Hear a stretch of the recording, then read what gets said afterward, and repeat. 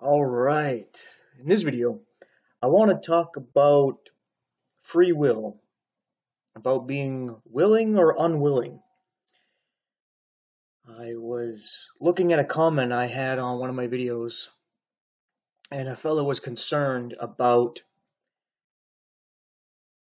things that are going on in the world and how there are new technologies concerning artificial intelligence and nanotechnology and DNA altering technology.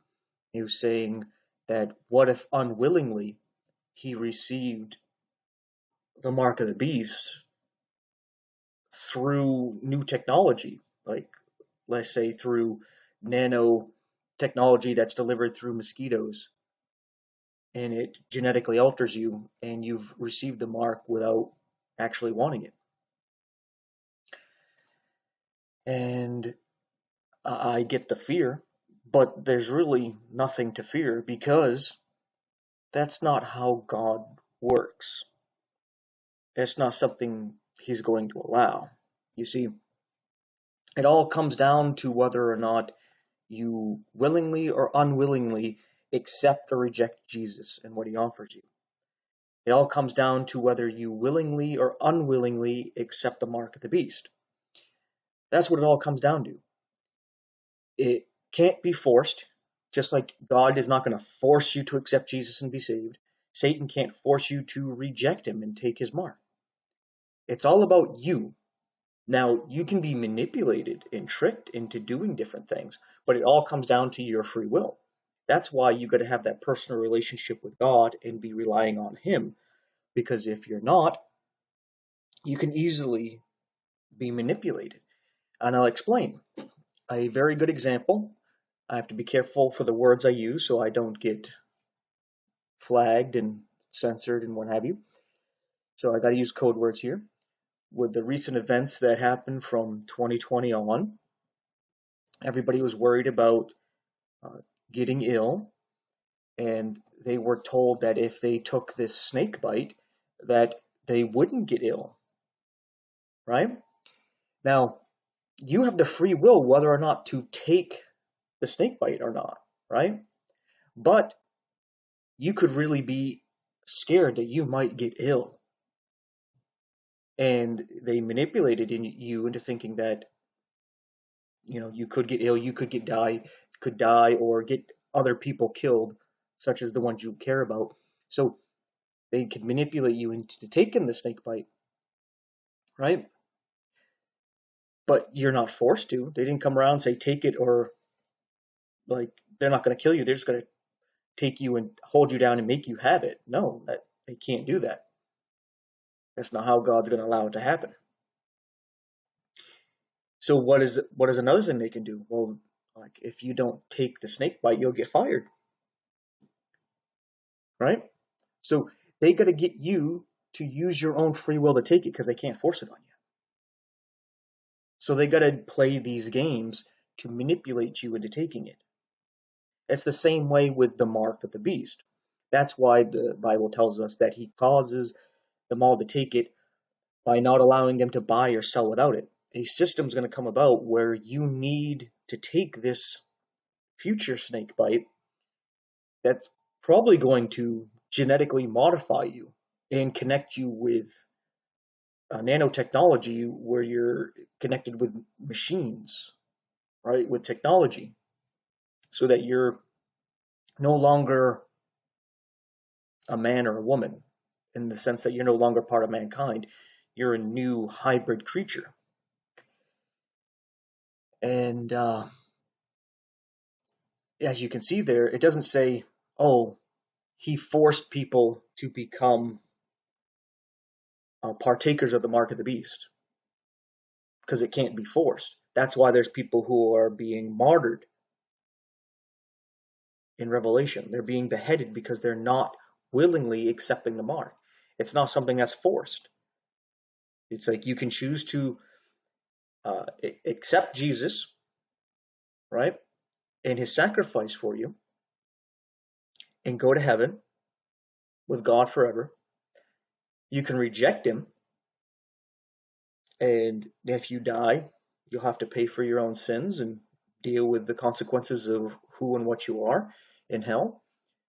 But you could potentially have a second chance where you end up missing out on the rapture, and that wakes you up, and you go through this time where the mark of the beast is going to come, and now you have a second chance for salvation, in the sense that now, instead of accepting or rejecting Jesus, is going to be accepting and rejecting Satan.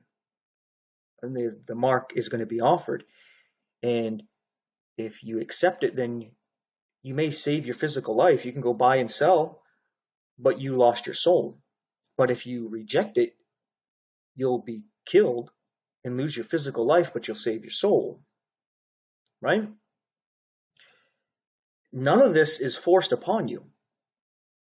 It's all based on your free will. Right? So there's nothing to fear other than, I guess you can say, fear itself, because when you're put in a fearful state, you can be manipulated.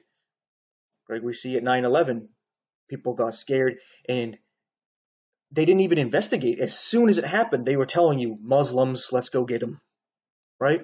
It wasn't a stop and beat to slowly think about this and go, what just happened and why? How did this happen? How did the planes take down the buildings? There wasn't any thought, because people were scared, they were angry, and they were all emotional. And because of that emotion, they were manipulated to do something they normally wouldn't do.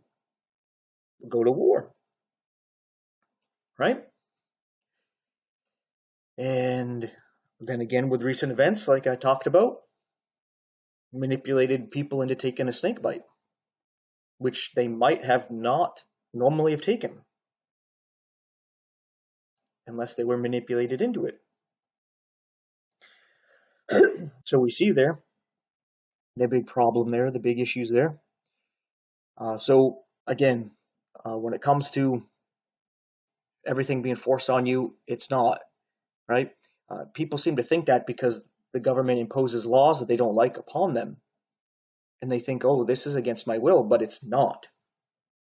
You actually really do have social contracts that you agreed to, and that's why you're under the jurisdiction of the government, such as when you have a birth certificate, a social security number, an ID, driver's license.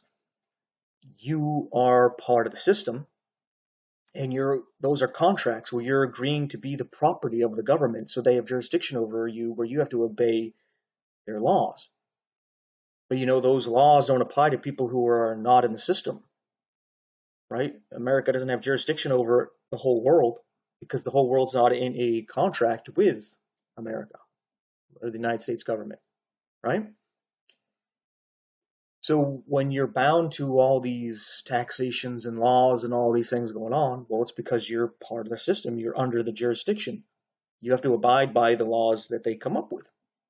And a lot of times the laws they come up with are because of manipulation of the people, right? So you have to deal with the people being manipulated, and then they vote for these stupid laws that end up being a burden because you are agreeing to be part of that system.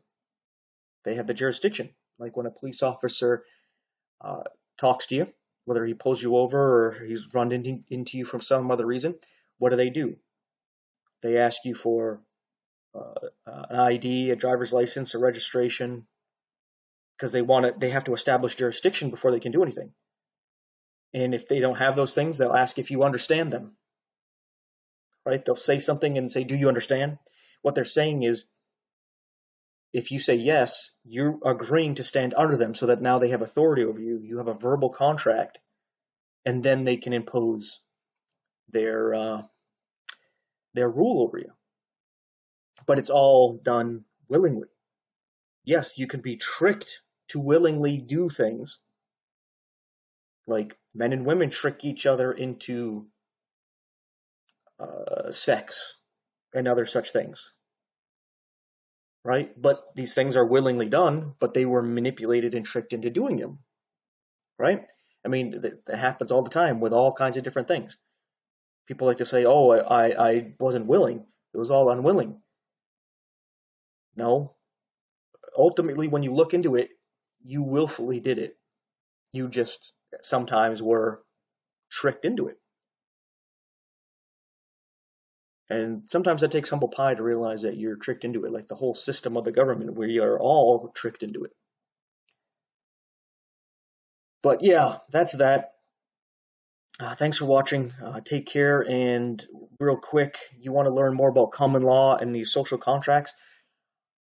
On the start of my videos that I posted on my YouTube channel, JD Morin, I have a lot of videos dealing with common law and social contracts, the government, and yeah. So if you want to learn more about that, go to, I don't think I have it on my Bitchute channel, I don't think I have it on my Rumble channel, and I know I don't have it on my YouTube channel, Jesus Gives You Balls. But if you go to my YouTube channel, JD Morin, that's JD, the 2 letters, space Morin, Morin, you might be watching this video on that channel. Go to my channel, go to the videos, and go to the very first ones. I got like 20 or so videos dealing with common law and that sort of thing. So check those out. Set yourself free. Realize your true authority and freedom as an American and as a Christian. So yeah, thanks again for watching. That fella couldn't join the church. He couldn't join the church. He couldn't get baptized. He couldn't get baptized. He woke up with God. He woke up with the devil. Are you saved? Amen. So that fella didn't take the sacraments. Didn't take the sacraments. Didn't say the rosary. Didn't say the rosary. Didn't tithe. Didn't tithe. He went to heaven. He went to hell. You saved? Didn't keep the law. He didn't keep the law. He broke the commandments. He broke the commandments. He didn't keep the golden rule. He didn't keep the golden rule. He woke up in glory. He woke up in the pit. Are you saved? You're saved. If you're not saved, you're over here or you're over here. You sure ain't in the middle. He said, Lord, remember me, thou comest thy kingdom. And Jesus turned to him and said, Verily I say unto thee, today shalt thou be saved. It's like that. You have been saved? If you ever saved, you were saved like that.